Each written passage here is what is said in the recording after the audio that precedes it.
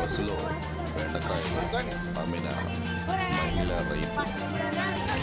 మహబూబ్ నగర్ నుండి తిరిగి వస్తున్న ఆర్టీసీ బస్సులో ఒక మహిళా రైతు మార్కెట్కు బెండకాయలు అమ్మటానికి వస్తున్న నేపథ్యంలో బస్సులో ఉన్న ప్రయాణికులు మహిళా రైతు వద్ద తాజా బెండకాయలు కొనుగోలు చేశారు.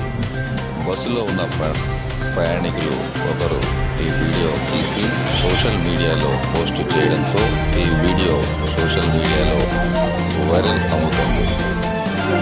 రైతులను కాపాడండి అని ప్రజలు అంటున్నారు.